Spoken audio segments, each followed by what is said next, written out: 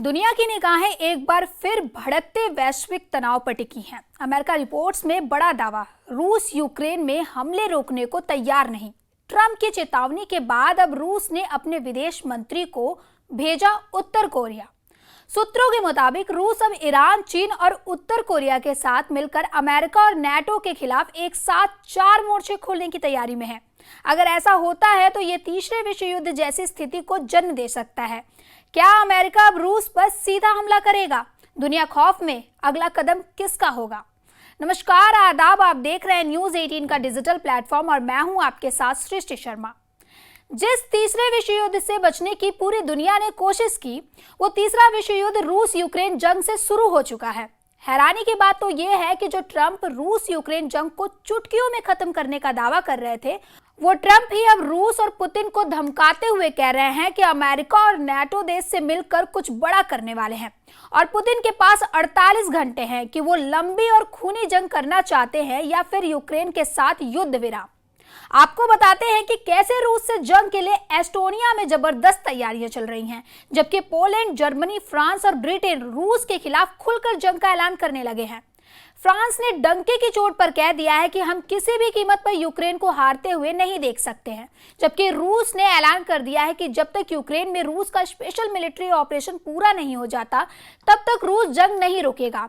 इधर रूस की तरफ से चीन ने ऐलान कर दिया है कि हम हारते हुए रूस को नहीं देख सकते, जबकि दूसरी तरफ जंग की जबरदस्त तैयारी को लेकर रूस के विदेश मंत्री इस वक्त उत्तर कोरिया में मौजूद है और वहां के supreme leader Kim Jong Un से आगे की भीषण जंग को लेकर तैयारी में जुटे हैं। कुल मिलाकर रूस की तरफ से चीन, ईरान और उत्तर कोरिया जंग के मैदान में आर पार के मूड में आ चुके हैं और इधर अमेरिका अब मजबूर हो गया है कि अगर उसने यूक्रेन का जंग में खुलकर साथ नहीं दिया तो रूस के खौफनाक हमलों की वजह से पूरे यूक्रेन पर कब्जा हो जाएगा।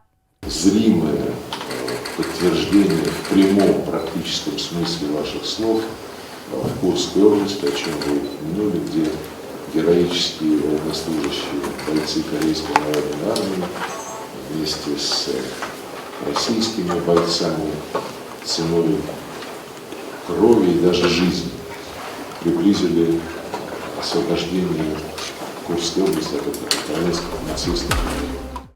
रूस यूक्रेन युद्ध तीसरे विश्व युद्ध का कारण बन चुका है। अमेरिका ने घातक हथियार, मिसाइलें, ड्रोन और एयर डिफेंस सिस्टम यूक्रेन को देना शुरू कर दिए हैं। अब अमेरिका और रूस की आमने सामने की जंग तय हो चुकी है।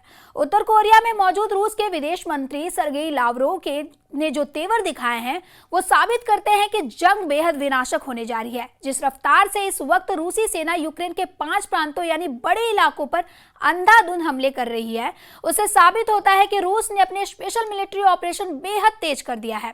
खास तौर से ट्रंप और पुतिन के बीच 60 मिनट पर फोन पर हुई लंबी बातचीत के बाद यूक्रेन पर हमलों में बेतहाशा तेजी देखी गई है। हैरानी की बात तो यह है कि जो राष्ट्रपति ट्रंप यूक्रेन को हथियार देने से मना कर रहे थे, वो अब न सिर्फ यूक्रेन को हथियार देने के लिए उतावले हो गए हैं, बल्कि जरूरत पड़ने पर रूस से सीधी जंग करने का संकेत भी दे दिया है।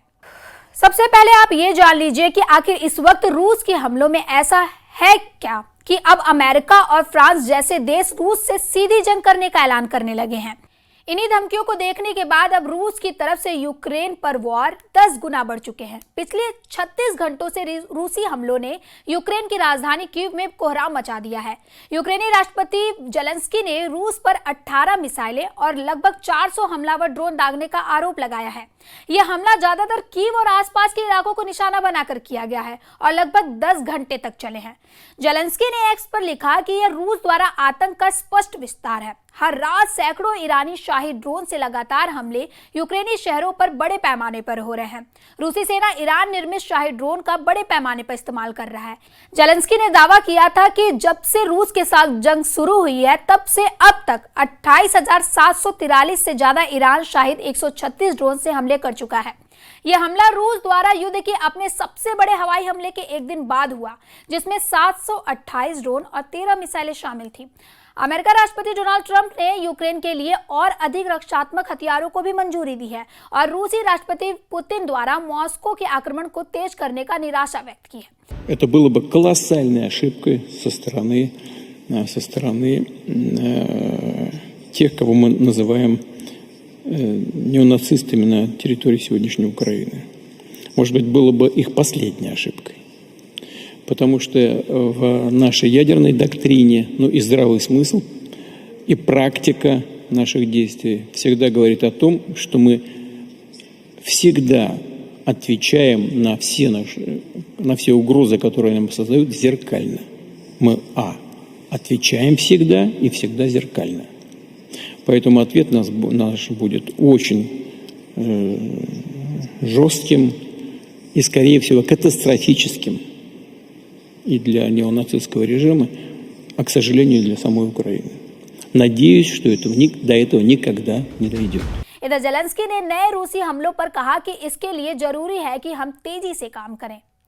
हम पिछले लगभग 4 सालों से देख रहे हैं कि रूस अपने दम पर यूक्रेन समेत नाटो के 32 देशों से जंग कर रहा है, लेकिन हैरानी की बात तो यह है कि अमेरिका यूक्रेन को जंग नहीं जिता पा रहा है।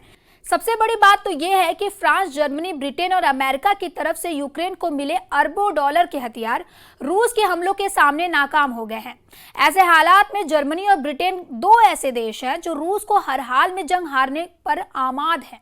द हैग में हुई नाटो समिट में भी ऐलान किया गया कि रूस को हराने के लिए नाटो के सभी 32 देश मिलकर 5% से ज्यादा पैसा रक्षा बजट पर खर्च करेंगे और अगले 10 सालों में रूस को तबाह कर देंगे।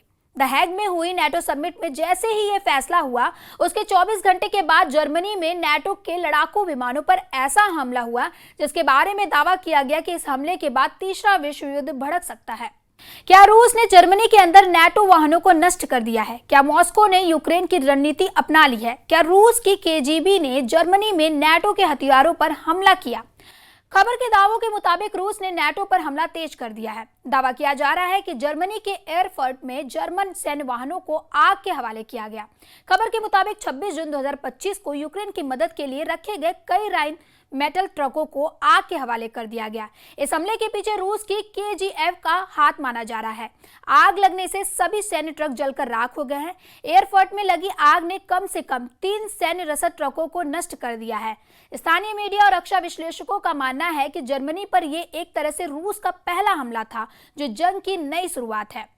41 महीने से रूस यूक्रेन जंग चल रही है। इस बीच रूस का क्रूर मिसाइल मिशन यूक्रेन की सुरक्षा को भारी पड़ रहा है। Advance Iskander M missile America निर्मित पैट्रियट प्रणाली को बुरी तरह से तबाह कर रही है, जबकि रूस tornado S rocket launcher smart हथियारों से यूक्रेनी ठिकानों पर हमला कर रहे हैं। यूक्रेनी वायु रक्षा ध्वस्त हो रही है और युद्ध का मैदान तेजी से बदल रहा है। जेलेंस्की ने अमेरिका से अधिक पैट्रियट मिसाइल मांगी है ताकि रूस का मुकाबला किया जा सके। अब ऐसे हालात में यूक्रेन के दक्षिणी क्षेत्र खेरसोन में रूसी हवाई हमलों ने कोहराम मचा दिया है। खेरसोन के गवर्नर ने बताया है कि रूसी सैनिकों ने पूर्वी यूक्रेन के डोनेट्स्क क्षेत्र में सेवचेको गांव पर नियंत्रण कब्जा कर लिया है, जो लिथियम भंडार के करीब है। रूसी रक्षा मंत्रालय के मुताबिक रूसी सैनिकों ने डोनेट्स्क में की बस्ती पर भी कंट्रोल कर लिया है। हालांकि यूक्रेन के टॉप जनरल का दावा है कि यूक्रेन की सेना ने इस हफ्ते यूक्रेन के उत्तरी क्षेत्र सुमे इलाकों में रूसी सेना की बढ़त को रोक दिया है, लेकिन उसके बावजूद रूसी सेना तेजी से नेप्रिप्टोस इलाके की तरफ से बढ़ रही है। ऐसे हालात में अगर रूस यूक्रेन के साथ जर्मनी, अमेरिका, फ्रांस और ब्रिटेन से भी जंग शुरू कर रहा है तो ये तीसरे विश्व युद्ध का साफ संकेत है। ऐसे ही खबरों के लिए देखते रहे न्यूज़ 18 का डिजिटल प्लेटफॉर्म और हमारे चैनल को सब्सक्राइब करना ना भूलें। धन्यवाद।